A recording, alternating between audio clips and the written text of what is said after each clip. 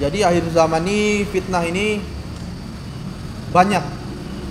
Kalau kita nggak pandai-pandai fitnah ini, kita pun kena fitnah walaupun di pesantren. Walaupun kita tinggal di pesantren, kalau nggak pandai-pandai nanti kita kena fitnah akhir zaman. Kalau kalian pulang, hati-hati juga masalah HP itu.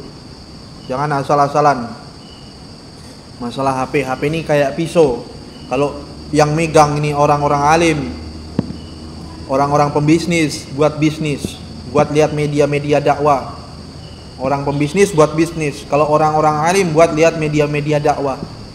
Tapi kalau yang megangnya yang nggak betul, HP ini ya buat kejahatan-kejahatan, buat nyolong duit orang, buat tipu ini, buat tipu itu, buat judi online.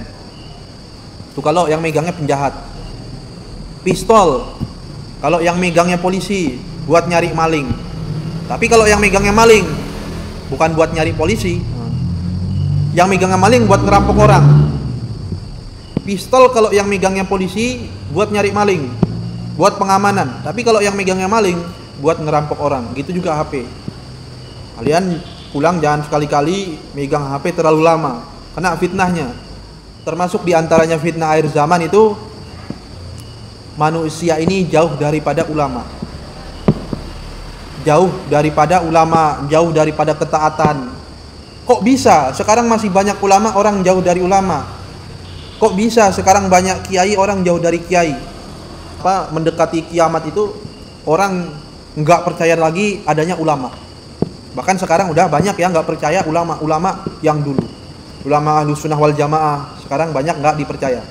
Termasuknya polemik masalah nasab keturunan Rasulullah. Kalau kalian pernah dengar, sebelum nanti kalian terjerumus ke arah yang salah. Jadi Rasulullah ini meninggalkan kitabullah dan ahlul baitnya. Kitabullah ini ya bisa Al-Quran, bisa hadis Rasulullah. Dan dekat-dekatlah dengan ahlul bait Rasulullah. Ahlul bait ini siapa? Keluarganya Rasulullah.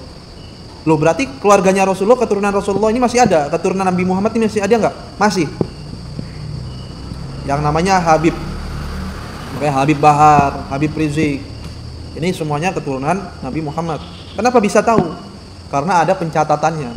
Dan sekarang mereka ini orang-orang yang mungkin nggak bertanggung jawab, semua ini orang diadu domba. Itu termasuk fitnah akhir zaman. Mau bagaimana umat manusia ini nggak percaya lagi ulama, nggak percaya lagi habaib, ulama diadu domba, habaib nasabnya didustakan. Jadi orang ini bingung dia. Yang ini ngomong kayak gini, yang itu ngomong kayak gitu. Maka kalian tuh kalau misalkan nggak penting-penting kali HP ini, mending nggak usah. HP nggak penting-penting kali, mending nggak usah dipegang. Karena apa? Karena nanti kalian melihat yang ini, melihat yang itu, kalian nggak ada pencernaan. Ya kalau masih lihatnya agama. Sedangkan melihat agama di HP aja, kalau kita nggak bijak, nggak pernah belajar pesantren, itu salah. Itu bisa tersesat juga kita, apalagi nggak pernah belajar pesantren. Jadi diantaranya fitnah akhir zaman tuh orang ini nggak percaya kepada ulama diadu domba. Yang ustadz ini punya umat, punya pengikut, yang ini punya pengikut juga. Nanti saling sama-sama yang ini saling menjatuhkan. Terus juga nasab habaib didustakan. Itu nasab palsu, gini. Itu termasuk fitnah akhir zaman. Kenapa kok bisa tahu itu keturunan Nabi Muhammad? Karena ada lembaganya. Dari zaman ulama-ulama dulu itu nggak ada berat tentang masalah nasab ini, nasab seorang habaib ini terputus. Nggak ada dari dulu.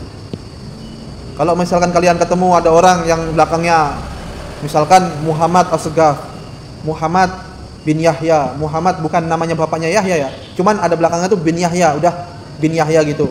Atau siapa Soleh Bafaki, itu semuanya keturunan Rasulullah. Dan pondok-pondok di Jawa kebanyakan meyakini